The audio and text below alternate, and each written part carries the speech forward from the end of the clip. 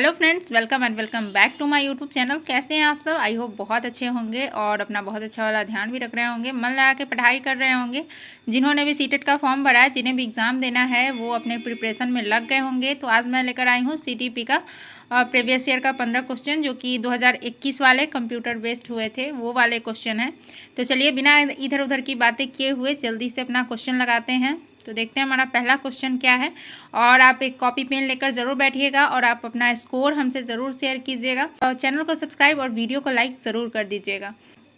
तो चलिए देखते हैं हमारा पहला क्वेश्चन क्या है। तो हमारा पहला क्वेश्चन है कि यह धारणा कि बच्चों के आचरण को पुनर्बलक और दंडता द्वारा परिवर्तित किया जा सकता है, इस विचार पर आधारित है कि विकास प्राथमिक रूप से प्रभावित होता है अनुवांशिकता से, केवल अनुवांशिकता और वातावरण से, केवल वातावरण से, ना तो अनुवांशिकता से और ना ही वातावरण से। तो ये यहाँ पर जो है वो बच्चों को परिवेश द्वारा व्यवहार परिवर्तन की बात हो रही है कि पुनर्बलक और दंडता के द्वारा, यानी कि परिवेश जिस तरह का मिलेगा उसमें बच्चों के विकास की बात हो रही है। तो इसमें जो है अनुवांशिकता का कोई भी काम नहीं है। तो यहाँ पे जो है केवल जो है वातावरण की बात हो रही है कि इसलिए इसका आंसर जो है वो केवल वातावरण हो जाएगा। नेक्स्ट क्वेश्चन देख लेते हैं। हमारा नेक्स्ट क्वेश्चन है कि एक बच्चा पेंसिल पकड़ने और लिखने से पहले गेंद फेंकने की क्षमता हासिल कर लेता है, यह स्थिति विकास के किस सिद्धांत की ओर इशारा करती है? तो सिफेलोकॉडल जो है वो विकास सिर से पैर की तरफ होती है, और जो प्रॉक्सिमा कॉडल है जिसमें विकास मध्य से यानी कि बीच से बाहर की ओर होती है। सिफेलोकॉडल का मतलब है कि शीर्षगामी सिद्धांत, जो कि ये हमारा ऊपर वाला है, और प्रॉक्सिमा कॉडल का मतलब है निकट दूरस्थ सिद्धांत, ये सेकंड वाला। तो इसमें क्या हो रहा है कि जो ये निकट दूरस्थ है जिसमें मध्य से बाहर की हो रहा है, तो इसमें स्पष्ट है कि पहले मतलब उंगलियों का विकास होने से पहले हाथ का विकास हो जाएगा। तो इसीलिए यहाँ पे जो पेंसिल पकड़ने से पहले बच्चा जो है वो गेंद फेंकना सीख ले रहा है। तो इसलिए इसका आंसर जो है वो मध्य से बाहर की ओर विकास की स्थिति इसमें दर्शा रहा है। तो ये निकट दूरस्थ सिद्धांत हो जाएगा, जिसको इंग्लिश में प्रॉक्सिमा कॉडल बोला जाता है। तो आप लोग इंग्लिश में भी नाम को याद रखिएगा, ये ज़्यादा इजी रहेगा।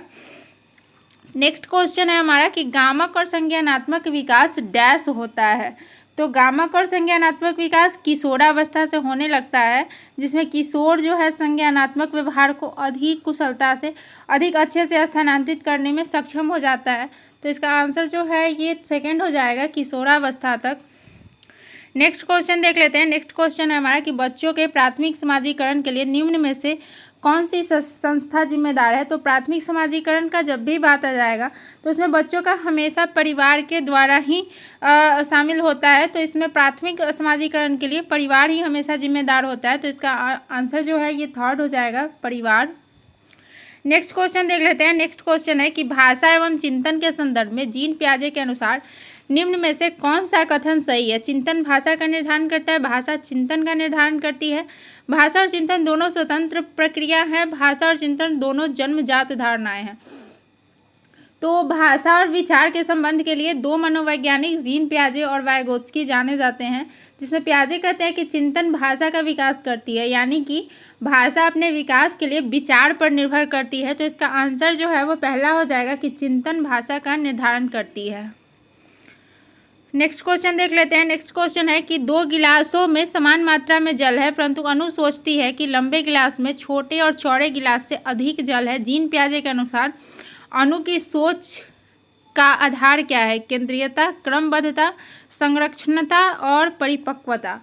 तो इसमें इसका कारण केंद्रीयता है, जिसमें बच्चा एक समय पर सिर्फ एक चीज़ों पर ध्यान दे पाता है, उसके दूसरे पक्ष को नहीं देख पाता है। तो यहाँ पे अनु जो है सिर्फ क्लास की लंबाई देख रही है, उसकी चौड़ाई को नहीं देख रही है, इसलिए इसका आंसर जो है वो पहला हो जाएगा, केंद्रीयता। नेक्स्ट क्वेश्चन देख लेते हैं। नेक्स्ट क्वेश्चन हमारा है कि पियाजे के संज्ञानात्मक विकास सिद्धांत में व्युत्क्रमणीयता किस क्रिया को उल्टे क्रम में कर पाना किस चरण की बुनियादी धारणा है? तो मूर्त संक्रियात्मक जो अवस्था है वो 7 से 11 वर्ष की आयु में अपलटावी जीववाद, मुद्रा, भार संरक्षण और ये जो क्रमबद्धता, ये सभी गुण जो है वो मूर्त संक्रियात्मक अवस्था में आ जाते हैं। तो इसलिए इसका आंसर जो है मूर्त संक्रियात्मक अवस्था हो जाएगा, यानी कि थर्ड हो जाएगा, क्योंकि इसमें किसी चीज़ को उलटने को या क्रम में कर पाने की बात हो रही है, इसलिए। तो हमारा नेक्स्ट क्वेश्चन है कि एक गणित की अध्यापिका उच्चतर कौशल वाले छात्रों का इस्तेमाल अपने सहपाठियों की सहायता और मार्गदर्शन में करवाती हैं। यहाँ वे किस सैद्धांतिक स्वरूप का उपयोग करने का प्रयास कर रही हैं? तो लेव वाइगोत्स्की का सामाजिक रचनावाद, जिसमें कि अंतःक्रिया से सीखने की बात करते हैं वाइगोत्स्की साहब, मतलब एक दूसरे से बात करके, एक दूसरे की सहायता करके सीखने की बात होती है जिसमें। तो इसलिए इसका आंसर जो है ये पहला हो जाएगा, लेव वाइगोत्स्की का सामाजिक रचनावाद। नेक्स्ट क्वेश्चन देख लेते हैं। नेक्स्ट क्वेश्चन है कि लेव वाइगोत्स्की द्वारा दिए बच्चों के विकास का सिद्धांत किस पर आधारित है? परिपक्वता और संस्कृति, भाषा और भौतिक जगत, भाषा और संस्कृति, भाषा और परिपक्वता। तो वाइगोत्स्की के दर्शन में भाषा संस्कृति मानव संज्ञानात्मक विकास के सिद्धांत में एक केंद्रीय भूमिका निभाती है। तो इसके लिए जो है ये इसका थर्ड आंसर हो जाएगा, भाषा और संस्कृति। नेक्स्ट क्वेश्चन देख लेते हैं। नेक्स्ट क्वेश्चन है कि जेंडर एक डैश अवधारणा है। तो जेंडर एक सामाजिक, राजनीतिक और सांस्कृतिक अवधारणा है जिसमें महिलाओं और पुरुषों के सामर्थ्य एवं अवसर को बताता है। तो इसका आंसर जो है इसमें राजनीतिक और सांस्कृतिक नहीं है, एक सामाजिक दिया हुआ है, तो इसलिए इसका आंसर जो है वो सामाजिक हो जाएगा। नेक्स्ट क्वेश्चन देख लेते हैं। नेक्स्ट क्वेश्चन है कि नीता सभी प्रकार के जानवरों, पौधों, धातुओं और खनिजों की पहचान और वर्गीकरण कर सकती है। हार्वर्ड गार्डनर के बहुबुद्धि सिद्धांत के अनुसार वह कौन सी बुद्धि का प्रदर्शन कर रही है? तो हार्वर्ड गार्डनर ने बहुबुद्धि का सिद्धांत दिया था जिसमें उन्होंने 8 प्रकार की बुद्धि बताई थी। तो यहाँ पे जितने भी चीज़ है वो सभी प्राकृतिक है, तो यहाँ पे जो है वो बुद्धि भी प्रकृतिवादी बुद्धि हो जाएगी, और इस प्रकार की बुद्धि जो है वो किसानों में पाई जाती है। तो इसलिए इसका आंसर जो है वो सेकंड हो जाएगा, प्रकृतिवादी। नेक्स्ट क्वेश्चन देख लेते हैं। हमारा नेक्स्ट क्वेश्चन है कि कक्षा में व्यक्तिक भिन्नताओं को संभालने हेतु प्राथमिक शिक्षिका को निम्न में से क्या करना चाहिए? कक्षा में सब के लिए कड़े नियम बनाने चाहिए और उसकी अवज्ञा करने वाले बच्चों को दंडित करना चाहिए। तो बच्चे को तो मतलब भगवान माना गया है। CDP में जो चाइल्ड साइकोलॉजी पढ़ना है उसमें बच्चे जो है वो भगवान का रूप है, तो हमें कभी भी उनको दंडित नहीं करना है। तो ये ऑप्शन बिल्कुल निगेटिव है। सेकंड है कि प्राथमिक स्तर पर पेपर पेंसिल आधारित मानक परीक्षण का उपयोग करना चाहिए। तो जहाँ पे भी आपको मानक या मानकीकृत इस तरह के वर्ड दिख जाए तो ये बिल्कुल पूरी तरह से निगेटिव है, और पेपर पेन पेंसिल हमें नहीं करवाना है, परीक्षण नहीं करवाना है पेपर पेंसिल आधारित। तो ये ऑप्शन निगेटिव हो जाएगा। थर्ड है सभी के लिए समान पाठ्यक्रम और अधिगम गति निर्धारित करनी चाहिए। तो ये भी नहीं होगा। फोर्थ है कि विद्यार्थियों को अधिगम के विविध अवसर प्रदान करने चाहिए। तो जहाँ भी अवसर प्रदान करने की बात आ जाएगी वो आप आंख बंद करके वो ऑप्शन जो होगा वो पॉजिटिव होगा, जहाँ बच्चों को अवसर प्रदान करने की बात हो रही होगी। तो इसलिए इसका आंसर जो है ये फोर्थ हो जाएगा।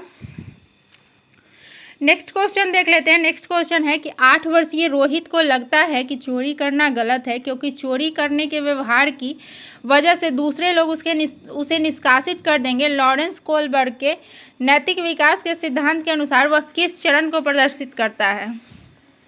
अच्छा लड़का, अच्छी लड़की उन्मुख। सेकेंड है दंड और अवज्ञाकारित उन्मुखीकरण। तीसरा है सामाजिक व्यवस्था उन्मुखीकरण। चौथा है सार्वभौमिक नैतिक सिद्धांत। तो अच्छा बनने का प्रयास कर रहे हैं, इसमें जो बच्चा है वो अच्छा बनने का प्रयास कर रहा है, दूसरे के नज़र में अच्छा बनने की प्रयास करता है, सोचता है कि दूसरे लोग उसकी निंदा न करें, वहीं यहाँ पे हो रहा है। तो इसमें जो है वो फर्स्ट आंसर हो जाएगा, अच्छा लड़का अच्छी लड़की।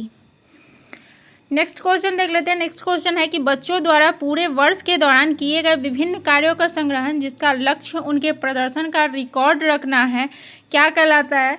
तो इसका जो है वो पोर्टफोलियो हो जाएगा कि पोर्टफोलियो में जो है वो पूरे साल का रिकॉर्ड रखा जाता है। तो इसलिए इसका आंसर जो है वो पोर्टफोलियो हो जाएगा। नेक्स्ट क्वेश्चन देख लेते हैं। नेक्स्ट क्वेश्चन है कि एक प्रगतिशील स्कूल में दी गई शिक्षा बच्चों को डैश बनाती है। सक्रिय अन्वेषक, सक्रिय अनुयायी, निष्क्रिय अनुयायी, निष्क्रिय अन्वेषक। तो निष्क्रिय तो होगा ही नहीं, इसमें जो है पहला आंसर हो जाएगा सक्रिय अन्वेषक। एक प्रगति स्कूल में बच्चों को जो है सक्रिय अन्वेषक बनाया जाता है। तो इसी के साथ हमारे 15 क्वेश्चन कंप्लीट हो गए। आई होप आपने सारे क्वेश्चन लगाए होंगे। तो आप अपने स्कोर हमसे ज़रूर शेयर कीजिएगा और अच्छे से प्रिपरेशन कीजिए। इस बार सीटेट जिनका नहीं क्लियर हुआ है या जो फर्स्ट बार दे रहे हैं उन सभी का सीटेट क्लियर हो जाना चाहिए। तो अच्छे से प्रिपरेशन कीजिए और प्रीवियस ईयर क्वेश्चन पे ज़्यादा फोकस कीजिए। तो चलिए मिलते हैं नेक्स्ट वीडियो में। वीडियो को लाइक ज़रूर कर लीजिएगा, चैनल को सब्सक्राइब कर लीजिएगा। मिलते हैं फिर नेक्स्ट वीडियो में, तब तक के लिए बाय बाय।